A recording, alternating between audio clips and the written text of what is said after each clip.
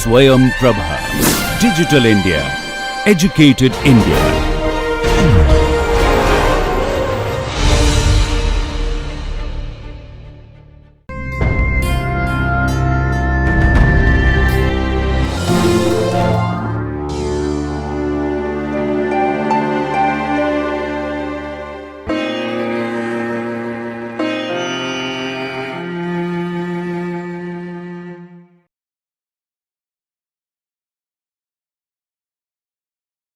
So this is the third lecture.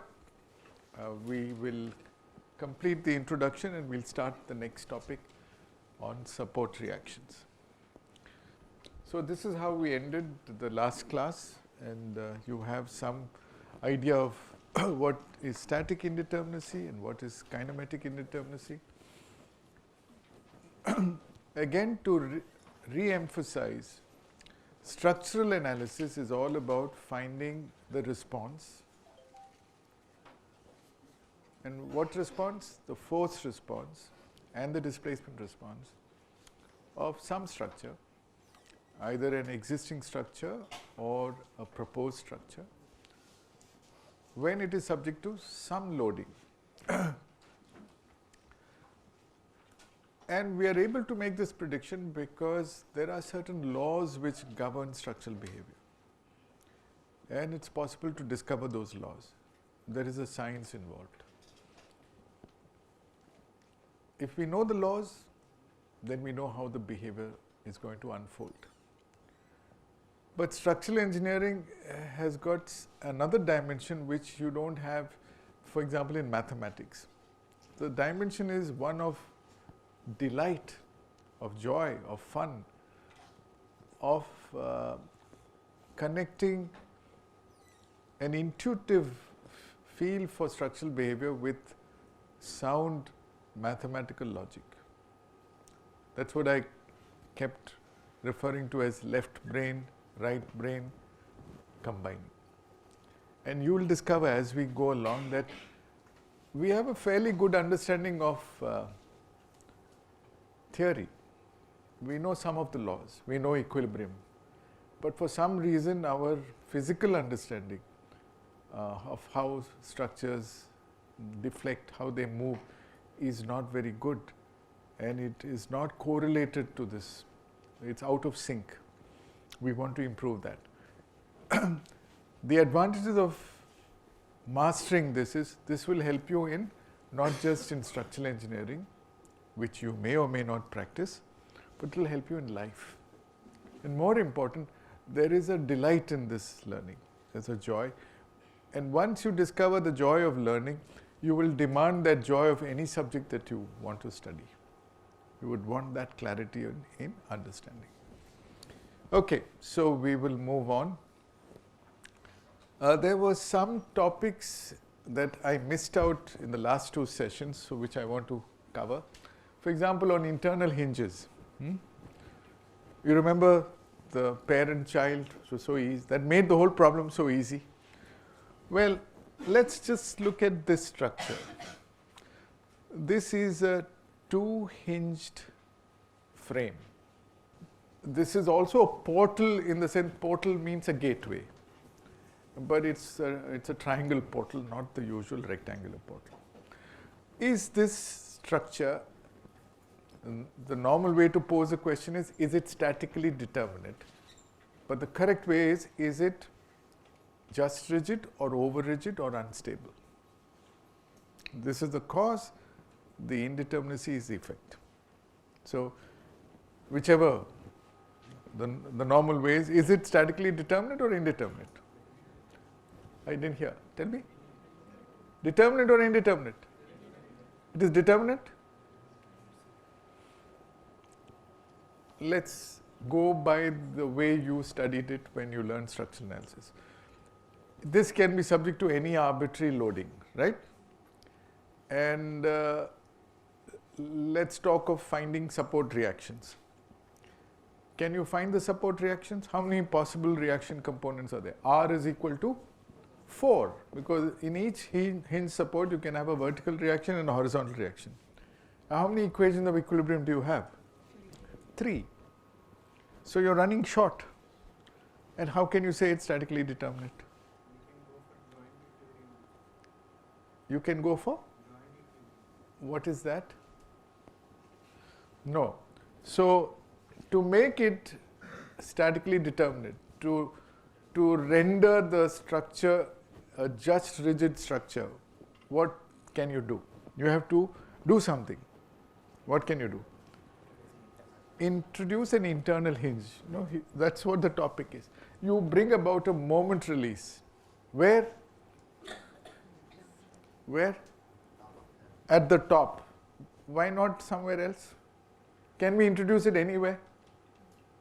You can introduce it anywhere. That's the beauty of this.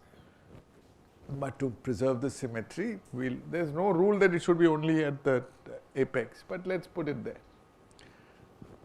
Now, the moment you introduce that hinge, you have brought what is called moment release. You're saying that there is no transfer of bending moment across this joint. Remember, even in that parent-child example, there was a moment release. No bending moment could be transferred from one to the other. But something can be transferred. What can be transferred from one to the other? From one member to the other member? Forces, shear force, axial force can be transmitted. No bending moment transmitted. Does it make sense? This elbow joint, if you pull me, that force will reach my shoulder because it's going through the joint. The other point I want to mention, because how do you define a hinged support? How do you define a hinged support? What's a normal definition for a hinged support? Go back to your BTech days. How did you learn it? What is a hinged support? How did you learn it? A simply supported beam at the support, what are you sure about?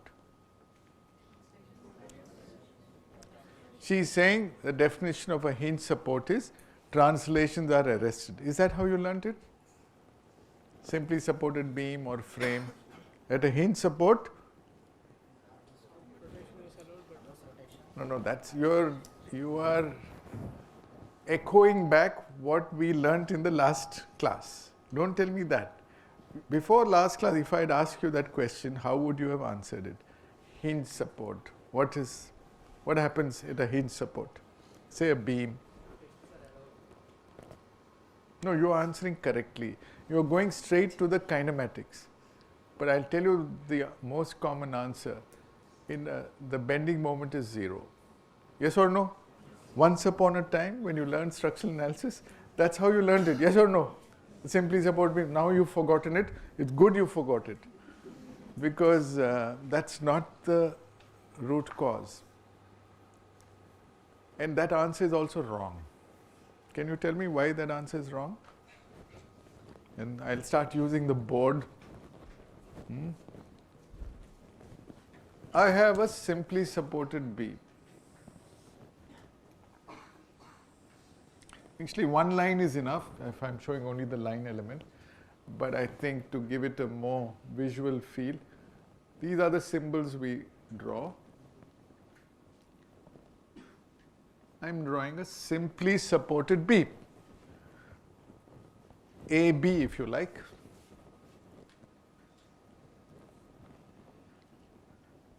Is it fair to say that the bending moment in the beam, of course you should not say bending moment in the support. Support has no bending moment. It's a connection. It's a joint at an end. Is the bending moment at A and B zero? Always. Yes or no? Yes or no? All of you said yes. What are you saying? Yes or no first you should answer. Generally no, correct answer. But right, she's absolutely right. So we learnt like that, and that's wrong, bad learning, because supposing I apply a load, if I apply a load like this, it is black. I was looking for a blue. Yeah, if I apply a load like that, will I get a bending moment in the beam at A? Yes. Now, to get a feel for this, you must actually see what happens when it bends, which means your right brain should start working. You must be able to draw the deflected shape. Will you try drawing it? Draw the deflected shape.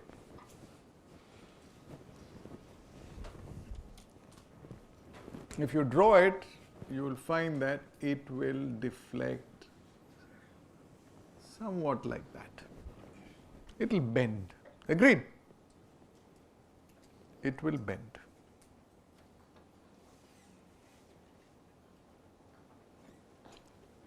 And if there's bending, there's likely to be bending moment.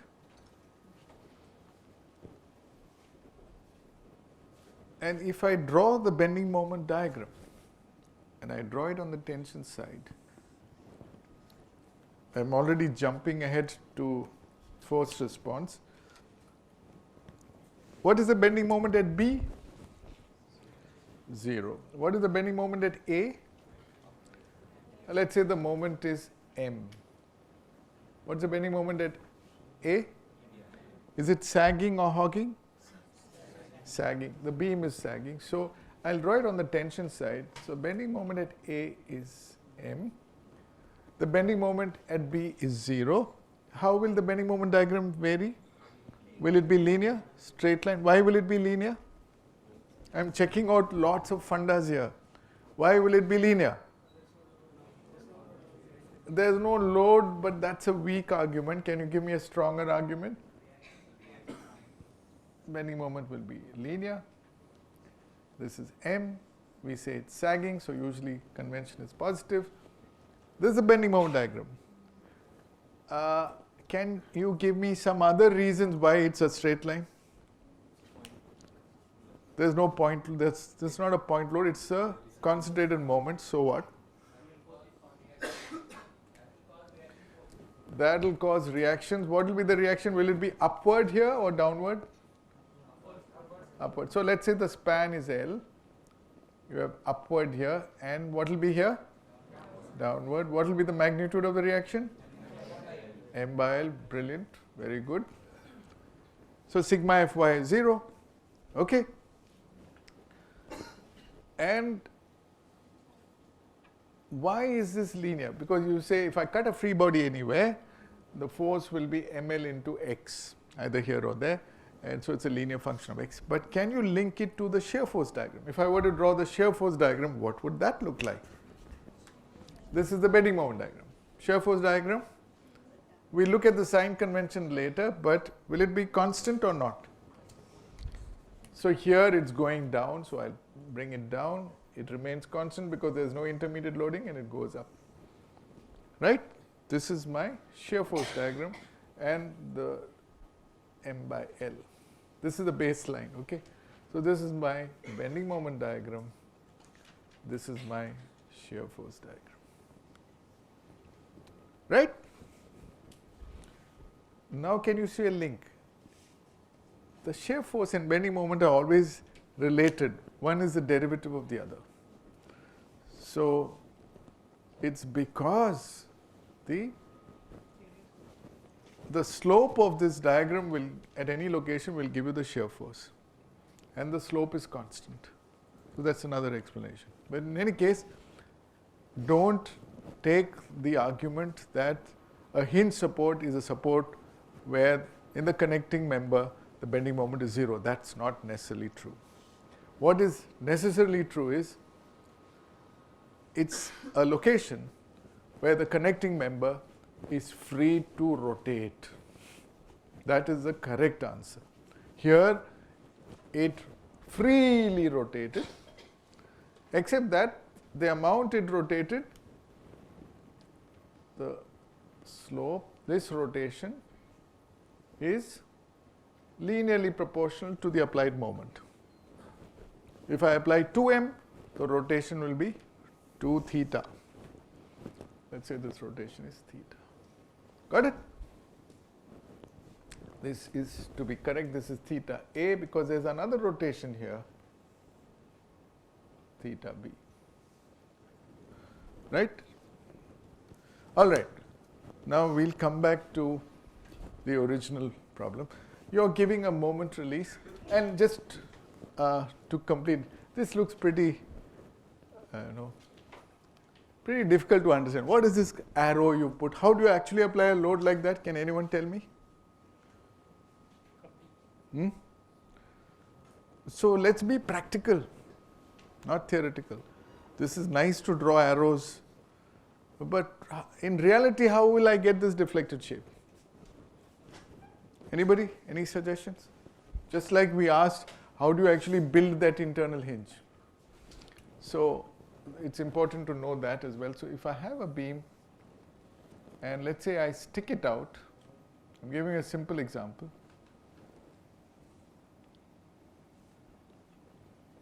And I apply a load like this. This is my load. You say, no sir, normally all arrows are pointing downwards. No, just for fun, I'll just point an arrow up. I actually push it up. If I push it up, in your mind, you draw the deflected shape. This is a free end, so it'll go up. Can you feel this happening? Yes or no?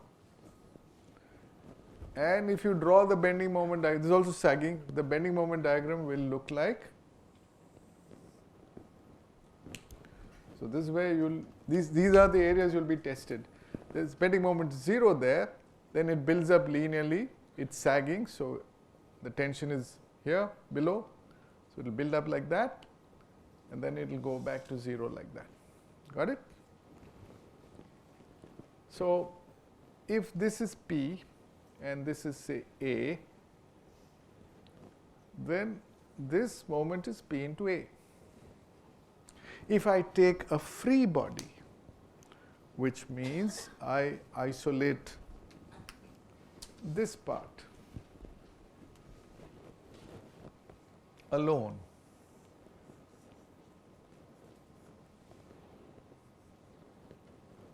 then this is as good as saying that I'm applying a moment here, P into A. So this problem reduces to this problem. Are you getting it? You must get that feeling. You must see that everything makes sense. And those arrow marks are just for convenience. Okay? Right. So this is just rigid, and you got a moment release there. Is it possible that I can still get a bending moment here? I should ask you, because you gave the correct answer.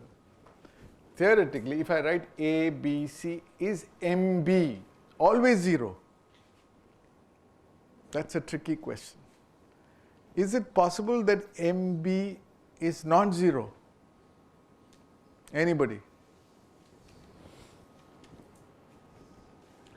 If so, can you come to the board and draw the loading diagram where you will get MB not equal to 0? So I'm going back to that picture.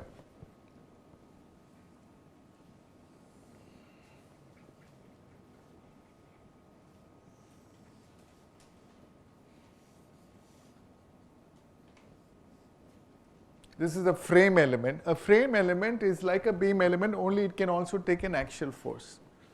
Now, this is the structure,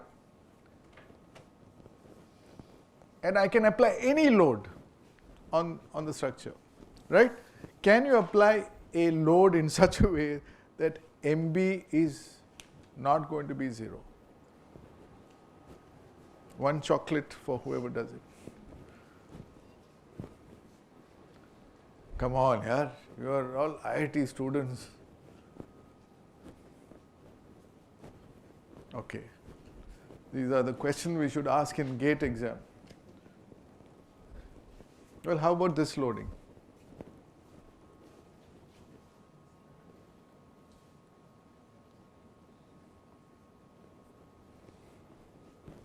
This is at that joint, no? So if I apply a moment here, m, then the moment in the element is m.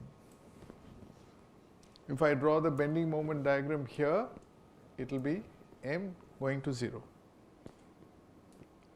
But this m, nothing get transmitted across here. So the entire m will go there. It's possible. Now you will say, sir, how can you apply a moment like that? Well, this will give you a clue. You know how I'll apply the moment?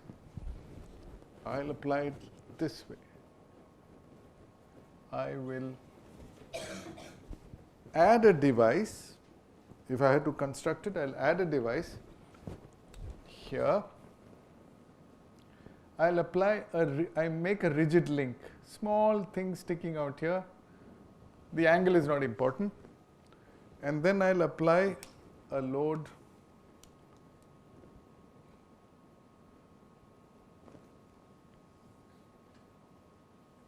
like this.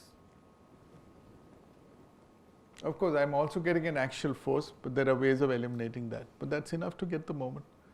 So there are tricks. So the moral of the story is, don't say that a hinge is something in which no bending moment can ever occur in the connecting member. I want to blow that common misunderstanding. No. All you can say is that no moment transfer is possible across the joint. And that's all you can say. All right. Now, let's move on to other topics. So that rigid link can be little away from that. It has to be infinitesimally away from the joint. When I draw a big circle, it's only to remind you there's an interval. I can draw a tiny circle and then it'll be easy to do. It's always like that. It should be either to the left or to the right of that joint.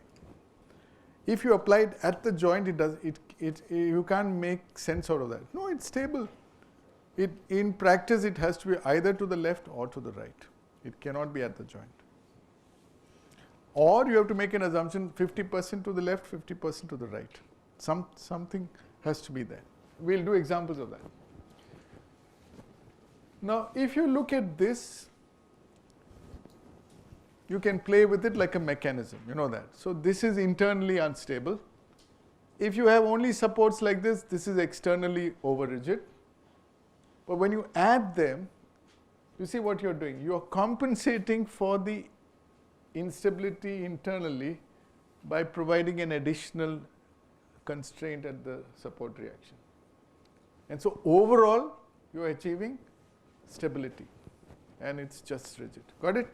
So you should know this. You can. So if someone asks you what is the overall degree of static indeterminacy, that's how the question should be posed. It's 0. Don't bring in internal and external here. It's combined. It's 0. Okay, because if you argue like this, this is it's short of constraints. Here you provided excess, but it helps. Look at this. What is the degree of static indeterminacy of this two-hinged arch? Yes? It's 1. Unless we put an internal hinge, which we typically do, and we normally put it at the crown. So this is called a 3-hinged arch. In the olden days, they used to build only these because they are easy to analyze, and they have another advantage which we will discover soon. Take a continuous beam, 2-span continuous beam. Okay, what is the degree of indeterminacy of this? Static indeterminacy. It's 1. Okay, you've got 4 reaction components, and a load can be applied anyway. And if you want to make it deliberately just rigid, you introduce an internal hinge any way you like. Let's say you put it there. Okay, got it? Here again I can give an argument. It doesn't mean that MCB and MCD are always going to be 0. Normally yes, but if I deliberately put a moment here, MCB will be equal to that moment which I applied as an external load. Got it? Now I'm showing you a famous picture usually asked in quizzes. There are 3 bridges across the Harlem River built way back, more than 1 century back. What is so special about these 3 bridges? Quiz question. First, all 3 are arch bridges, but there's something, they also show an evolutionary history in structural analysis. The first bridge is a 3-hinged arch bridge. If you look at this detail, there's a hinge deliberately given there. And that makes it statically determinate. Well, the honest answer is they did not know how to analyze statically indeterminate structures, just like you did not know how to answer that question we posed in the last class, a log of wood, 3 people holding it. You didn't know because you had too many unknowns, right? So people didn't know. It took a while. Credit is given to James Clerk Maxwell for being one of the first persons to crack it. So we should not blame ourselves if we couldn't crack it. Okay. So the second bridge, now people prefer to do statically determinate structures. Even in India, you will find most of our bridges are all simply supported. Have you noticed? Why simply supported bridges? Why? Why simply supported bridge? Even if there are settlements, and settlements are possible, relative settlements, it will not induce any additional stresses. So you answered the question. So there are no additional stresses from what kind of loading? What will be a correct name to give that kind of loading? Normal loads are those with arrow marks and all that, but this is a hidden loading. What kind of loading? Well, yeah, so you're right. I will use the word possible indirect loading. And there are many possibilities. Support settlement is only one. So we'll look into that. So first of all, you don't even know how to handle it if you had applied direct loads. Secondly, the indirect loads is even more tricky because you don't know where they're coming from, how they'll operate. So we always played safe, and that's why most of our structures were statically determinate. What you see here are, shows degree of level of confidence. The second bridge they built, they got rid of the hinge, and that's a 2-hinged arch bridge. No hinge there. Only a hinge here and a hinge there. And the third bridge, they went one step further. They said, why don't we arrest the support rotation? And they went in for a fixed arch bridge. That's a story. Someone has to go there and see how they actually did the detailing. But this is, boldness to say, I can do it. I can handle indeterminate structures. Okay. Today, how will you handle it? You will go to the software and it will handle it for you. But that's not how it was done. So we'll come back to the topic. Remember, structural analysis is all about finding the response of a given structure to given loading. We looked at structures, all possibilities, even indeterminacy. Now we will look at load and response. So loading, we've already said, you have broadly 2 categories of loading: direct actions, applied loads, and indirect, which you can't see. Okay, direct actions can come from gravity, live loads. Actually, earthquake loads and wind loads. Wind loads, you can convert the air pressure to force. Earthquake load is actually a ground motion, but you convert to equivalent inertial forces. So those are all equivalent loads. Similarly, a blast, you can convert. Soil pressure acting on a wall, you can convert. Water pressure, hydrostatic pressure, you can convert. So we convert it to equivalent loads and we draw arrows to handle it. Usually, broadly, you have 2 kinds of direct loads. Either they are concentrated or they are distributed. Now let's take a distributed loading. since we are on that topic. We have a beam and we draw some loading, some funny loading, and we say the value of the load here, the beam may be 3 meters long, the value of the load there is 10 kilonewton per meter. That's how we learn. How do you understand that? Loads are forces, we understand kilonewton. What is this kilonewton per meter? And how do you make sense of that? The beam itself is only 3 meters and the load is fluctuating. At some point the intensity of loading we write 10 kilonewton per meter. How do you make sense of that?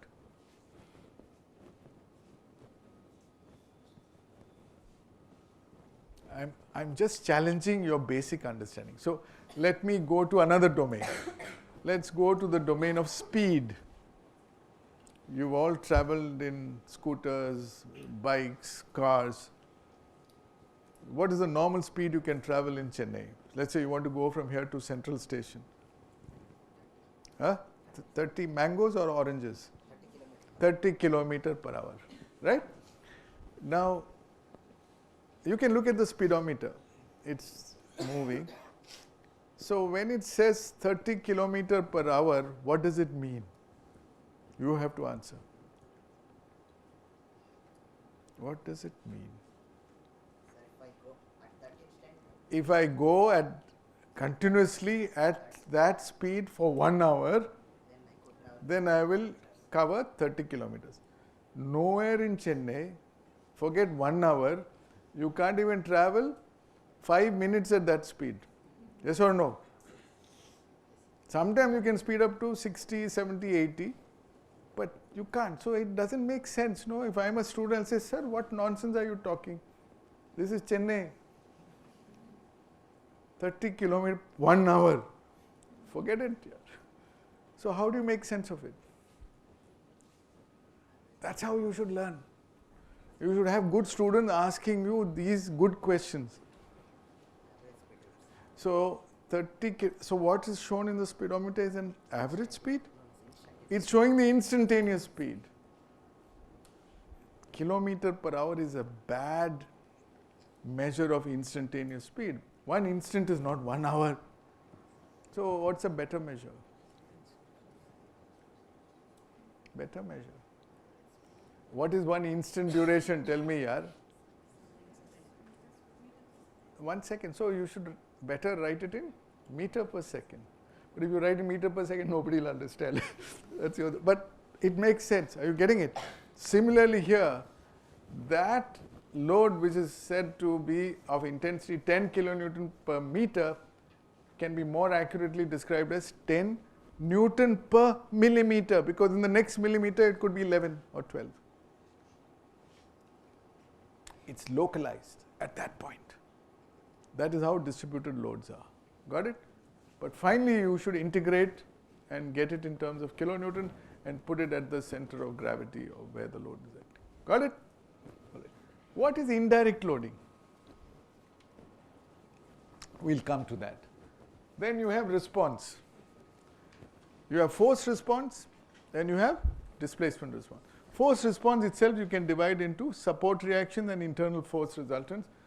And when we draw bending moment diagram, shear force diagram in a beam, we are covering the whole internal force at all points. So that's why we make these diagrams. The diagram, one diagram will give you all the internal force field measures. In a beam, shear force, axial bending moment, and in a truss, only axial force. We saw that in the earlier class. Now, you can put them all together in terms of force field like this. The direct actions and the support reaction internal force, they all make up the force field. Remember in the last class, we said F1, F2, F3, F4, and N1, N2, N3, N11. That's a force field. Here in a beam or in a plane frame, you can have that. In this force field, usually this is known and this is not known at all. Right? So we must be able to crack this. If it's statically determinate, then you can get it just by applying equation of equilibrium. The other thing, we've really not spent much time on displacements, and we'll look at that today. Indirect loading, for example, he mentioned support settlement, will not qualify as a direct action. It will qualify as an indirect action. So you can get displacement related loads, which normally is not taught, but they're very important. And so these two make up your displacement field. If you are given a support settlement and you know that the support went down by 10 mm, then this is known and this is not known. Sometimes this is 0. Usually it is 0. But you could get a problem where both are non-zero. Are you getting the big picture? We are doing structural analysis. We are saying, give me anything. I don't care. Give me any kind of loading. Direct, indirect, I'm an ustad. I'll give you anything you want. The complete displacement field and the complete force field. Does it make sense? How do I get it? Well, I have to satisfy 3 underlying principles. I have to satisfy equilibrium. Equilibrium is always dealing with forces, so we say static equilibrium. I have to satisfy compatibility. We'll understand what that means shortly. And I have to invoke force displacement relations. Let's look at indirect loading. There are 3 sources of indirect loading. Can you name them? Support displacements are only one of them. What are the other 2? Temperature and, well, temperature you can have creep, you can have shrinkage, all that you can put in one heading called environmental changes, which are not in your control. Then, third one, lack of fit, you are stuck with trusses.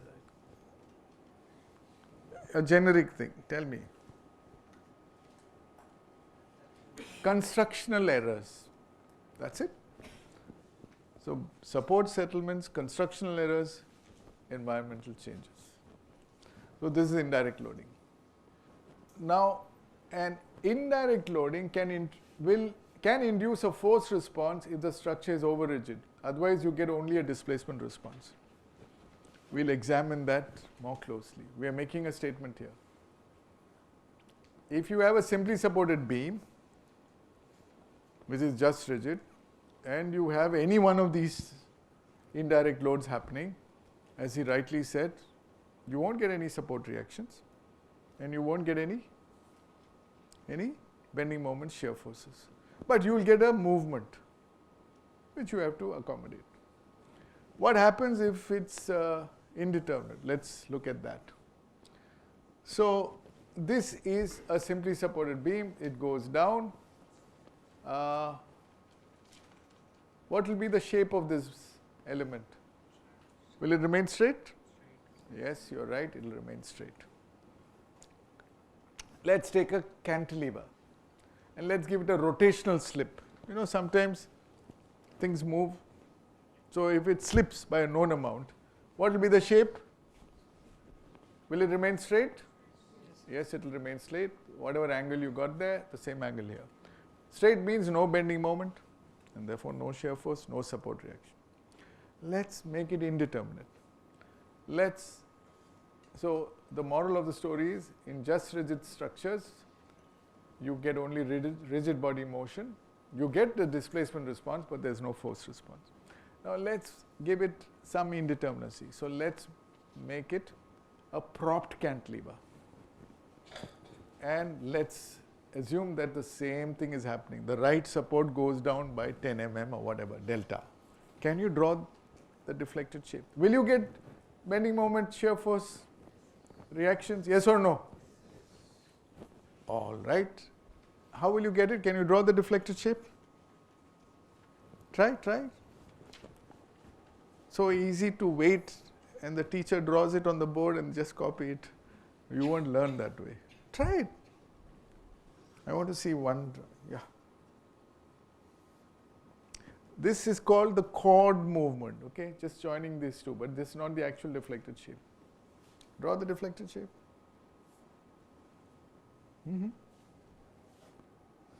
Not very good. Okay, in terms of support reaction, will you get a fixed end moment here at A? Will it be clockwise or anti-clockwise? Anti-clockwise. Sure. 100% sure. Why not clockwise? So it's going down means it's always anti-clockwise. Huh? Sure. Oh, good, not bad. Okay, this is how it will deflect. What will be the vertical reaction here? Will it be up or down? Vertical reaction here will be up or down? Down. How many people say down? Oh, it's okay. You can raise up to mean down. Nothing wrong. How many people say up? Now we get the real picture. You don't know. I don't blame you. Is there an easy way to, do you want to know? Do you want a shortcut there? One look and you can say whether boy or girl. It's as simple as that. It is as simple as that. One look and know boy or girl. Clockwise or anti-clockwise, up or down. Only then you'll be a good structural analyst. If you can't do it and you need to look at STAD and whatever it gives you is like what? Gospel truth, you're a weak structural engineer. You must intuitively get it. So we'll look into that. We'll see whether the reactions are up or down or moment. In a jiffy you will get it. Okay. So now why don't we finish that now? This nice curve, where have you seen it before? I've seen this girl somewhere. Where have I seen it? I've seen it in a different orientation. Not shown like this support settlement and all. I'm scared about support settlement. But I know this, I have drawn myself 10,000 times. I have a beam there, and if I apply a load there, I know that the deflected shape is going to be like this. This looks so familiar, yeah? There's nothing great in this. You must have eyes to see that.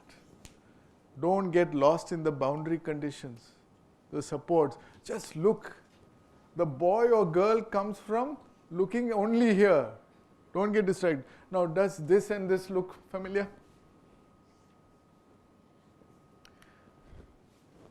And if this is familiar, then you know very well if this is P and this is L. For equilibrium, this must be P and this must be PL. Yes or no? So easy. Yes or no?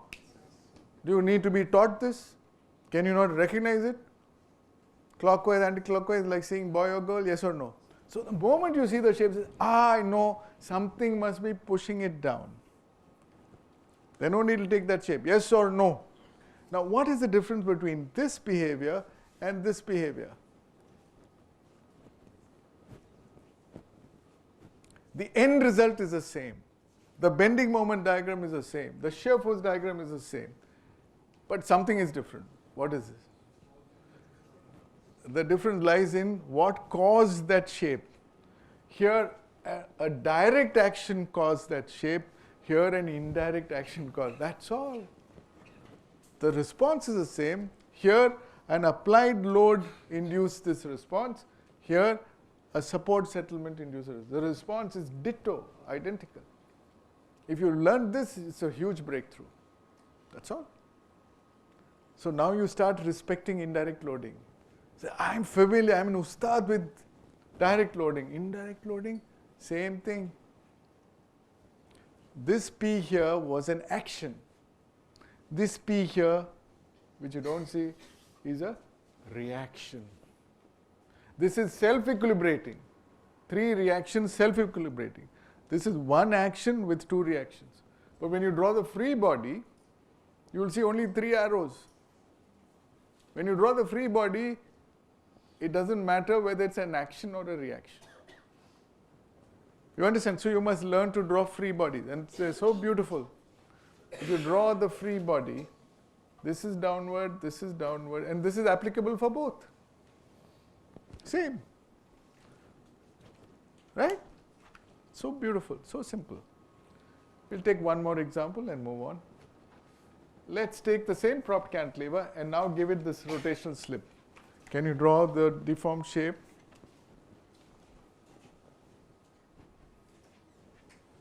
It will bend, right? How will it bend? Well, it will bend like that. It has to come back, right? It is bending, so there is bending moment. There must be shear force. There must be reactions. Now tell me, is the moment you develop at the fixed end clockwise or anti-clockwise? Clockwise or anti-clockwise? Anti-clockwise. After the whole of Ramayana is narrated, and you ask who is Sita? You say the husband of Rama. The reaction here, is it up or down? Where, okay, let me put it, where have you seen this shape? It looks familiar, no? I introduced you to a girl in this class in the beginning, or a boy, depending on your own sex. Very attractive, and you said, I enjoyed. Arey, you forgot, I just drew it here, yaar. Come on, how can you forget it? This red line and this red line, they look the same. Here, I deliberately applied an action, clockwise moment, I got a clockwise rotation. Here, I am seeing a clockwise rotation, there must be a hidden clockwise moment causing that. So how can you say anti-clockwise? I'm really catching you where there is a definite lack of clarity in your own understanding. Yes or no? You have to master it, because this lack of clarity will spill over to all domains of your life. The whole purpose of learning is to bridge that gap. Are you getting it? Now one look and you know, from the free body you know what it is like. Are you getting it? Whatever we've drawn there is totally applicable here. But how easy to forget this. I did this first. Of course, I didn't tell you this, what is coming. But then you forgot. You recognize this. That means you're more comfortable with cantilevers than simply supported beams. I don't know. Because you're not comfortable with applied concentrated moments. But pictures are pictures. And we can go one step further. Can you tell me the value of this moment if this rotation is theta A? Well, that's where you get into the next topic. Topic which comes later. You must know how to calculate rotations. What is that rotation? Can you tell me? M theta A, what's the relationship? M is equal to 3 EI by L. We'll prove it later. Into theta A. In this, M was the cause, theta A was the effect. But I can reverse it. And I can say theta A is equal to M into L by 3 EI. So here, this is the cause and this is the effect. In the other case, this is the cause and that's the effect. So I know what that moment is. I not only know its direction, I not only know that it's a boy, but I also know how old that boy is. 5 years, 3 months, 2 days. That's the accuracy with which I can calculate 3i by L. Are you getting it? I know everything about that boy. So you must be able to play this game. It doesn't matter. When we were in school, we learned how to calculate simple interest, What is that formula, simple interest? See, we can vomit out these formulas so easily. How much is PRT by? 100. By 100, see. So we know the games the teacher can play. Sometimes they give PR and T and ask you to find simple interest. That's the easiest. But sometimes they give you simple interest and they give you P and R and say how many years for T you have to calculate. They can fool around with only one of those, then they'll change PR. Who gives a damn? You've seen through the game. Single unknown problems. You can crack it any day with your eyes closed. You must be able to crack these problems in the same way. Okay, we'll move on. So this is the difference between just rigid and over-rigid structures. There's something more which maybe I should ask you. Having learnt this, if we go back to this picture, if there's a support settlement here, will there be any reaction and bending moment? No, because it's a just rigid structure. Now I'm going to ask you a tricky question. Supposing it is this structure, and let's imagine the loading is a concentrated load acting here, right? And there's a support settlement vertically. Will there be, is it a rule that if it's statically indeterminate, you will always get a force response? Now I want to hear an answer. I have an indeterminate structure. In this indeterminate structure, if there's a support settlement, will I get reactions? Let's say this goes down. Does it mean that there has to be a downward reaction? In a simply supported beam, it can go down, no downward reaction. Will I have a downward reaction or not? So there's something more here which only a good analyst will be able to crack. Some of you got S grades in structural analysis. You crack it. Tell me. Anmol. Yes or no? It's not necessary. Why? No, may and all. May means you are playing game. Yes or no? Will I get support reaction or not if there's a support settlement vertically? Don't know. Anybody? Thinking. Okay. Answer is no. This is an exception. Why? Because you'll find that in this kind of indeterminacy, in an arch, you got 4 reactions here. If I apply a load in the middle, the vertical reactions are always W by 2, W by 2. If I put the load here, I'll still know what it is. The real problem is the redundant here is always a horizontal reaction. I don't know the horizontal reaction. Vertical reaction I always know. So that part is statically determinate. If you give me a displacement in that component, it will not give me any reactions. But if I had a support slip horizontally, then I will get a reaction and bending moment. So it's tricky. Not only, so there's a slightly more advanced understanding. Not only you can't apply that thumb rule everywhere. You have to see where the indeterminacy is, in which direction. If vertically it's always determined, then I don't care. It's like a simply supported beam. Can you not imagine a rigid body rotation of the whole frame when this goes down? You can. So there's lots to learn, and slow and steady you learn everything. Okay, so we did something important. Now we'll talk of lack of fit, construction error typically. This is internally just rigid, and this is internally over rigid. Now let's say that when this was fabricated, for some reason this diagonal member was 5 mm long. What will happen when you actually build it? Tension will come? Why will it come?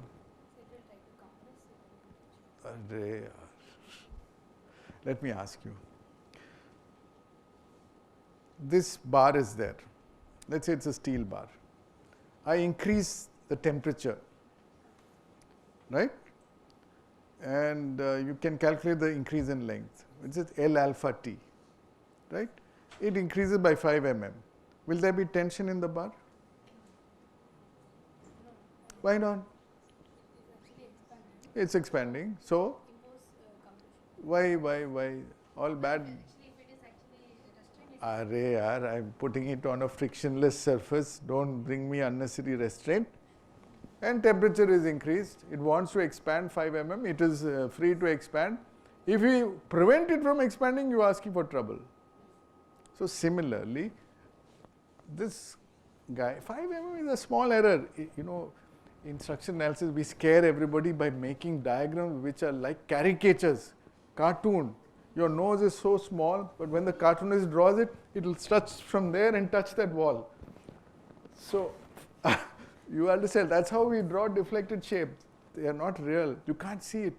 Small. That's why the fabricator says, please, only 5 mm, nobody will see, give me my full payment. So this is very small. Now, what will happen is when you actually erect it, everything will neatly fall in place. For example, with this center and this length, I draw an arc, it will go there. Right? So this is still having its length unchanged. And these two will also follow suit. That's the beauty of the hinge joint. It will allow free movement. So I can draw a shape in which only any one of these bars can have any change in length. I don't have a problem. Got it? Because it's a just rigid system. Lack of fit will induce a displacement response, but will not induce a force response. If I take the same truss and I have a little over rigidity, internal over rigidity, external doesn't matter here, and then I do the same thing, I'll find that I am forced to stretch the other fellows, and some of them want to stretch, some don't want to stretch. There's a tug of war, and finally I have a self-equilibrating system where there are internal forces in all the bars. This bar will be, tell me, this bar, will it be subject to tension or compression? AC. AC here, you said tension, the correct answer is 0. No force. Here, it will be subject to because it's not allowed to get what it wants. Other elements will prevent it from. So this will be in compression, and if you draw a free body, if you analyze the forces, this will also be in compression, and to satisfy joint equilibrium, all the others will be in tension. You can analyze it. Okay? But you've got a hidden self-equilibrating system in a structure. We leave it there. To drive in the point, take a system like this. One bar hinged on top with freedom to rotate. Let's increase the temperature, and let's say that's 10 degrees Celsius. And we know the coefficient of linear expansion alpha, whatever it is, and we know the length of the bar. You've studied this. The change in length will be this, and it will happily move here. There will be no reaction, no axial force. Agreed? But let's say I arrest that movement. I arrest this movement. I don't allow it to move, either by giving a support here or giving a spring. A spring will allow some movement. Then how to calculate? Well, in this case, it's like subjecting that bar to a compression where it will go inward, because its neutral state is a state where it wants to be long. So imagine it's in this state and you push it back. Then you can clearly see that it's in compression. And you can work out how much that compression is. It's the stiffness of the bar into this. Here, depending on the if the stiffness of the spring is 0, then you're in this condition. If the stiffness is infinity, you're in this condition. If somewhere in between, then you can calculate and figure out how much it is and work out the force. Okay, basics. Now that spring can represent other members in the truss. They are constraining it. So you need to satisfy 3 requirements to find the correct response in any structure, and you need to do it especially in statically indeterminate structures. Without that, you can't solve the problem. One is you have to satisfy equilibrium. So we say when it's satisfying equilibrium, it is guaranteeing static admissibility. The force field is statically admissible. It is satisfying equations of equilibrium. You need to, so typically this is what we say for a planar structure. You need to satisfy compatibility of displacements, which ensures kinematic admissibility, okay, in the displacement field. And we'll shortly look at examples of that. And one more requirement. So for example, we talked of a bridge. The beauty of having a continuous bridge, a deck, is compared to a simply supported deck, what's from a rider comfort point of view, how is it better? if it's simply supported, you'll find that there is no rotational compatibility requirement of the deck across the joint. That is why you feel the bump, bloom, bloom. Why? Because from one angle, anti-clockwise is going to clockwise. So, but if it is a continuous deck, then it will bend in such a way that when you're going over, the same angle is retained, the same sign. Theta b will be anti-clockwise, anti-clockwise. It's always. That's the beauty of an integral system, right? But it's a little difficult to analyze, and you have to take care of the indirect stresses. Got it? So this is rotational compatibility for an example. And then you have to satisfy force displacement relations which connect these two guys. To make it more entertaining and easy, we'll follow a certain thumb rule, like storytelling. All the forces will give it a gender, male. All the displacement will give a gender, female, right? So this is male, female. And actually the brain also is like that. The left brain is male. Too much logic, no feeling, no heart. The right brain is all feeling, intuition. It's called a female brain. Now we want to fire neurons so they both become one. All right. So, for example, this is the example here. If you apply a moment here, this will be the rotation, this will be half the rotation. You can prove this easily. And the stiffness here, m divided by theta b, is 3I by L. This is a force displacement relationship. In any force displacement relationship, in skeletal structures, you will find two elements coming in. Look at this 3I by L. There is an E part, which is a material property. In this case, the modulus of elasticity. Whether it's steel or timber or concrete, you will have to take the E of that. And there are geometric parts. I is the second moment of area, moment of inertia we say. It's a cross-sectional property. L is a length property. So this is how stiffness will involve a geometric property, I by L in this case, and you will find generally it will be all E by L. Only the 3 will be sometimes 4, sometimes 1, sometimes 2, sometimes 3.25. That depends on the shape of the beam and whether it's prismatic, etc. All right. We'll quickly look at, so we finished loading. Direct, indirect, we know. Now we are looking at response. So response also we know. For example, take this structure. If I take a 3-hinged truss and I apply a load at this joint P, AB will be in tension or compression? Tension or compression? Tension. And BC will be in compression. That's the intuition. But I can find my support reactions by applying any, you can apply sigma fx equals 0, sigma fy equals 0, or you can apply the triangle of forces. You've studied that, parallelogram of forces, triangle of forces, once upon a time. Well, this triangle, the geometry dictates the ratio of the forces. This triangle has got an angle 30 degrees here, and then it can start here, P goes down, RA is this way and RC is this way, right? So the ratio of these follow this rule. But you can prove it in any way. This is equilibrium, statically determined. Now I want to ask you a question. Is this 100% true? Will it always be like this? Or this is an assumption?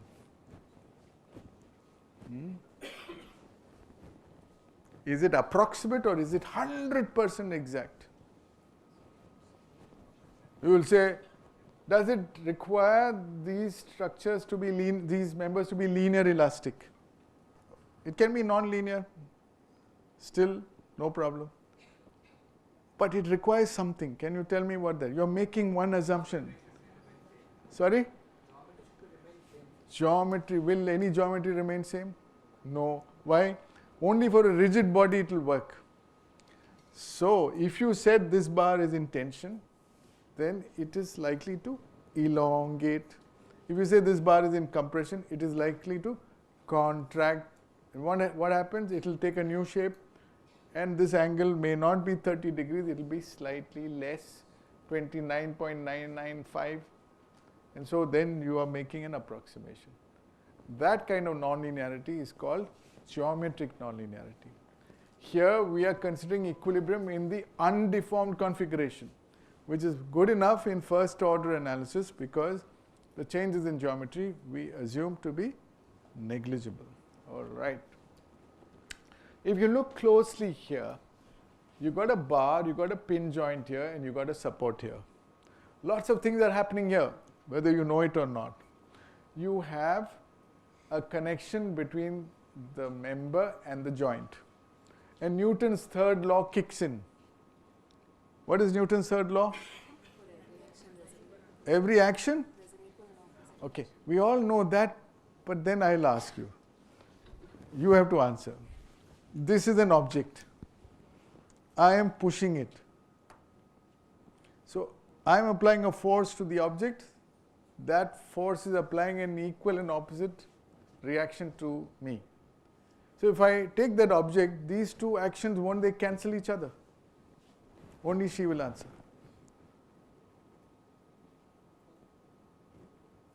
So we vomit out Newton's laws, but they are all half digested.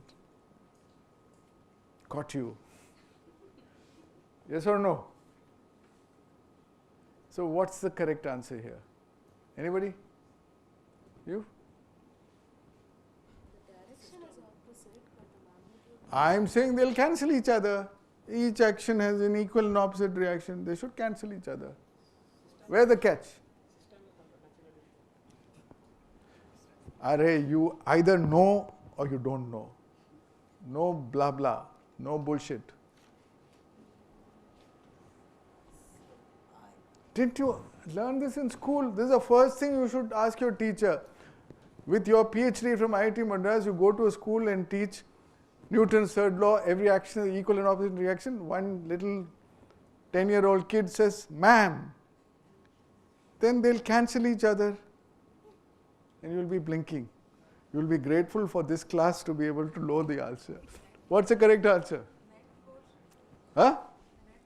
Net force is 0, so then there's no force applied. Cancelled. Cancelled check. No salary. What's the correct answer? Arey, don't complicate it. Answer is beautiful. In fact, I don't know how you learned physics. It's so beautiful. I am applying a force on this body. If you take a free body of that, you should remove my finger, only that force is acting. And that is applying a force on my finger, equal and opposite. So these two forces don't cancel because they are being applied on two different bodies. And it's true. If I was on a frictionless surface, when I push it, I'll also go back. I'll slide back. But the friction is so good, it looks like I'm okay and there's no friction there, or the friction is negligible, it's able to move. Otherwise, that will happen. If you've done NCC and you fired with a 303 rifle, you'll find that you have to sit, otherwise you'll fly back yourself. Yes or no? But they're two different bodies. So they don't cancel. It's not the same as I applying a force here, another force applying there, then they can cancel. That's not happening. This is Newton's third law. It comes from contact. And the contact is two different bodies. For example, this hinge and this body, whatever force this body is applying to this through contact is applying to this. So you can take a free body of the hinge and say this is in equilibrium. You can take a free body of this element and say this is in equilibrium, which means this must be equal to this. You can take a free body of the support, apply Newton's third law here, but you apply Newton's first law to the body when you talk of equilibrium. Are you getting it? So we can end up by saying, at the end of the day, what we are saying is this same triangle that you do to analyze this is valid when you analyze here, and the same root 3p gets transmitted all the way from here. Equilibrium says this is equal to this. Newton's third law says this is equal to this. Newton's third law is not equilibrium. Newton's third law is action, reaction on two separate bodies in contact. It's not equilibrium. It looks like equilibrium. It's not.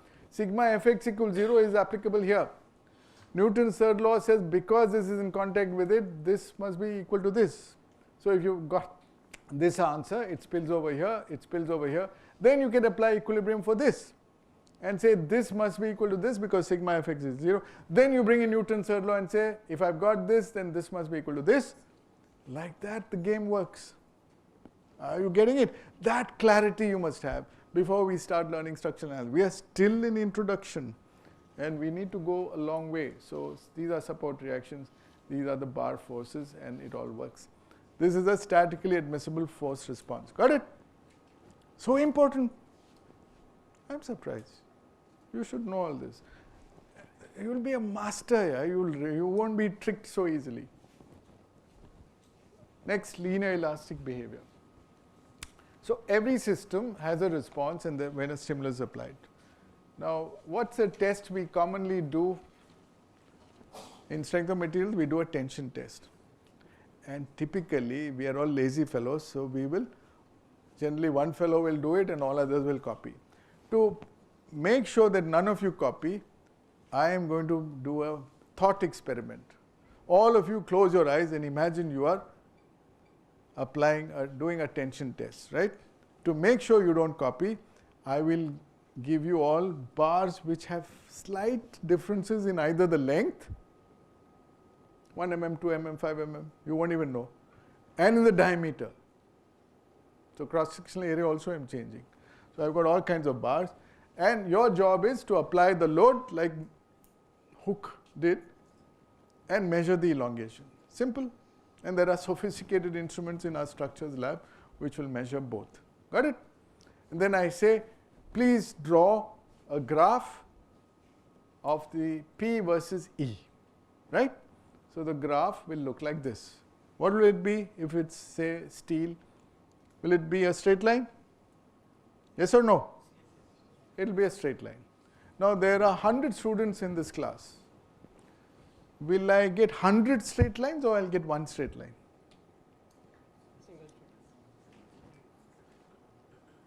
Without thinking you're answering. I have given you all different bars, slightly different bars. Material is steel. Will I get 100 different lines or one line? Huh? You're all one-liners. 100 lines or one line? Array, you will get 100 lines. Very bad. You will get 100 lines.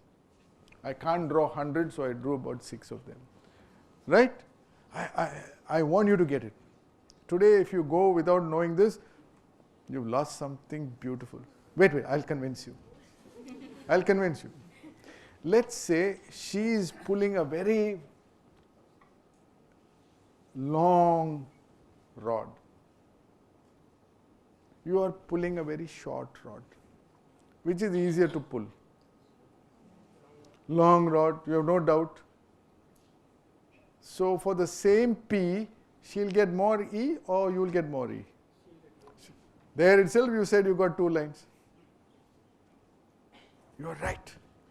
Now let's say both of you have the same length, but her rod is fat, thick diameter. Yours is like you only, like a pencil, slender, like a wire. Which is easier to pull? So for the same P, which will, the E will be more for you or for her? For you. You are not imagining, your right brain is sick. People with good right brain, they know, one look, so obvious. I'm not blaming you. This is the training we got in our education because only the left brain was tested. Right brain was completely put to disuse. It's all rusted and our job is to awaken the right. Doesn't make sense. So that's what we'll do. So you got 100 lines and you know that the lines are stiffer when you have high cross-sectional area and low length, and they are more flexible when you have low cross-sectional and high length. Got it? You're convinced? Now, you are doing PhD. You want to do research. You want to get to the bottom of it. You say, look, I gave them 100 different rods, but I want to bring out something common to all of them. I'll make all these 100 fellows redraw the graph. All of them should give me the same line. Arey yaar. So you have an Excel, nowadays nobody does calculation. Excel sheet is there. You got P, you got E, all measurements are there. Now what will you do to make them all get one line? Think, Kenro. They all have the same material property, whatever it is. Now tell me. Perfect. You say, all you jokers, you divide P by A, E by L, and draw the graph. And lo and behold, one line. See? And you'll say, look. And they'll all be shocked if they don't have your brain power. How come all of us, without cheating, we got the same line? You got the same line because it follows a certain law. This is Hooke's law. Are you getting it? It's beautiful. So this is the science behind it, and the slope of that is the material. So you have separated out the material property from the geometric properties. And how you do it is this. It's like a spring. So you know the spring constant, and you can find out the stress. It will turn out to be EA by L. That's called the axial stiffness. P by A is sigma. E by L is epsilon. Right? And sigma is equal to capital E times epsilon. So you will find out that there is something called the axial stiffness, and that's what you need to know. So you need to know, this is how you understand stiffness, right? And you have pulled out the material property. This is all elementary stuff. So one last thing before we move on to the next topic. I want to actually now look at the displacement response. Can you draw the deflected shape? Well, you guessed correctly. This bar is going to be in tension. This bar is going to be in compression. If it's in tension and it's deformable, yes, it has a modulus of velocity. It's going to increase in length. This fellow will decrease in length. So let's just use common sense. I don't know how you learnt in school. I remember in my school days, I studied in Calcutta. I remember the teacher. I even remember his name. He's no more. Grateful to him. He used to come to the board with those big dividers. I don't know, what do you call them? Divider only, compass. He'll come to the board with a chalk and he'll put this as center and draw an arc. Do you remember? Did you have teachers like that? Good. Now you be that. So let's play that game. We got these forces from equilibrium. Then we simply divide by EA by L, and we know how much this fellow is going to increase in length and how much this will reduce in length. Got it? Then what do? We took that compass, let me demonstrate. This fellow became slightly longer. So with this as center, I draw an arc. It can be anywhere in that. This is reduced in length. With this as center and the reduced length, I draw another arc. Wherever these two meet is the actual meeting point, yes or no? That is called compatibility. These two, that hinge, ensure that both the fellows remain part of the same structure integrally. Got it? So we know there's a unique solution. Now we want to do it quickly. So instead of drawing arcs, which is a little painful, we draw tangents because they're small lines. So that's what I've done here. You draw a tangent here, draw a tangent here, and there are ways to calculate this. In fact, there's a beautiful method called the Willett-Moore method. This is a diagram where you can get it easily. We'll see all that later. But are you getting it? And that's how you do it. You can get the displacement response. Clear? And the good student will say, sir, this is the actual deformed configuration and the equilibrium is in this configuration. It's no longer 30 degrees. I got a new angle. Should I not recalculate my forces? A good teacher will say, please do, and tell me what the answers are. How much is the error?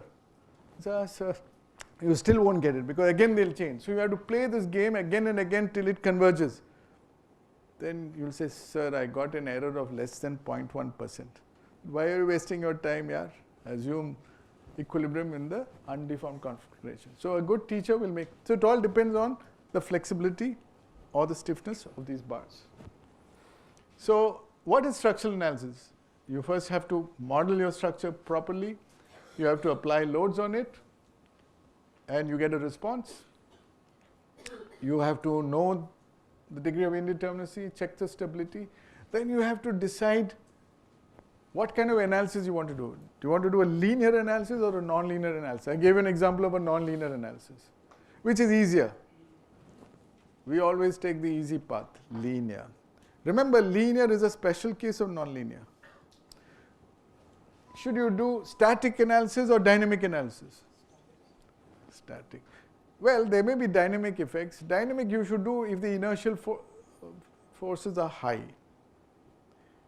And usually the codes help us by saying in a bridge, don't worry, apply an impact factor or dynamic amplification factor and don't do dynamic analysis. But if you are doing PhD and you want to do exact analysis, you better know dynamic analysis. In this course we won't do it, but maybe we'll have another course which is very interesting called dynamic structural analysis. Okay, right now we'll do. Then there's one more level you can go to. What is that? Do you want to do deterministic analysis or probabilistic analysis? In deterministic analysis, everything is given without any uncertainty. Some nice beam is given, some arrow mark is shown, load is 25 kilonewton and some material properties are given, E is this. In reality, nobody knows what the load is. Nobody knows what the material property is. A material like concrete, you don't know. Right? And so if the loading is uncertain and the material properties are uncertain, then the response is also uncertain. But can you figure out how much that response is? You can. That's why we do research. So if you are a real ustad, you should be able to do probabilistic, dynamic, non-linear analysis. Then I'll say, but at the very least, if you're practicing, at least know linear, static, deterministic. This is a special case of that. Then you can have different comments. Are you clear? So you must know the big picture. So we now move to force response. I want to answer that question of three men in a boat, I say, but actually three people holding a log of wood, right? Support reaction, and we'll restrict to this. So you have to either satisfy equilibrium, you have to maintain compatibility, and there are many ways to satisfy equilibrium. The easiest which we've learned is just apply direct equilibrium, but there is a virtual work method, there's an energy method. We'll look at this later. It's worth knowing all this. You probably are wondering what the hell is all this, we know only this. But this is easy. This is for a space structure, and for a plane structure you can eliminate these, they don't operate. 3 equations, right? For every free body. But displacements also, we'll go into this later, you can find out all this. We'll take them one at a time. Right now we'll restrict ourselves to equilibrium. And you know all this. If I take a boulder and give a simple support and the CG of the load is W, then how much will this be? The closer it is to here, the more this load will be. And you know that this, you can apply any equation. This is WB by L, this is WA by L. Got it? And so if you were to plot these lines, the variation of this reaction will be like this. When the load is here, it's the full load. And when the load is here, it's 0. Right? So this is all elementary stuff, I won't waste time. And if you have a simply supported or you have a structure like this with a cantilever, then when you're looking at reactions, don't worry about what's happening inside. You can make it into a boulder like this, and then you can work out your reactions. Sometimes you get uplift, etc. I won't waste time.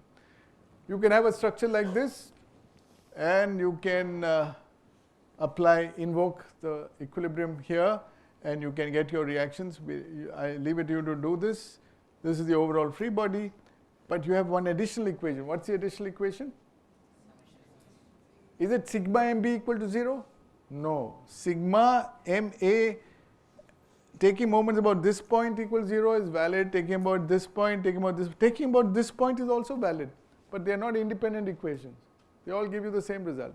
You're getting an additional equation when you say the bending moment inside is 0. For that you have to take the free body and you're saying this is 0. And when you invoke this condition, you will find that this Vc into this is equal to this Hc into 4. And with that you can crack it and you can get the support reaction. Now the interesting thing is this. I've analyzed this structure and I got this. Let me change the structure.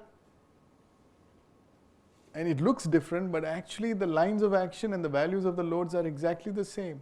The net load is 10 into 2, 20. This is 20 but triangular. And these locations are the same. So I'll get the same reactions. So I'm playing with the structure, but if I'm looking at the free bodies, I'm not doing anything at all. So if the structure is like this also, I'll get the same thing. If the structure is like this also, I'll get the same thing. But that's the power of understanding. You are looking at the free body and your equations don't change. So don't get fooled by appearances. All that glitters is not gold. You must have X-ray vision and see what's going on. Okay, so different structures having the same overall geometry at critical location and same statically equivalent loads, identical support reactions. And this is an example of a space structure. Take a look at this. I've got forces acting on multiple planes. Spatial structure. Maybe a monkey pulling them, 3 monkeys pulling them, doesn't matter. So you just have to invoke, you should draw your reactions. These are the 6 components of the reactions. The double arrow, you apply the right hand corkscrew rule, like a screwdriver. If I turn the screwdriver like this, it will go like that. If I turn it anti-clockwise, it will come here. So the double arrow means that. And so I can calculate all this by taking sigma fx equal to 0. I'll say that there's only Rax in that direction and there's only a 30 kilonewton acting in the same direction. I've got one equation. So I got one answer. Take Fy equal to 0 and then I will find that there is Ray in the y direction and Ray and minus 20. 20 is in the opposite direction. There's one equation, so I get this. I take Fz equal to 0 and I've got Raz, the reaction there, and there's a 10 kilonewton acting here in the z direction, okay, minus 10 because it's opposite z axis. This, when you draw x, y, z axis, it must follow the I cross j equal to k rule, okay.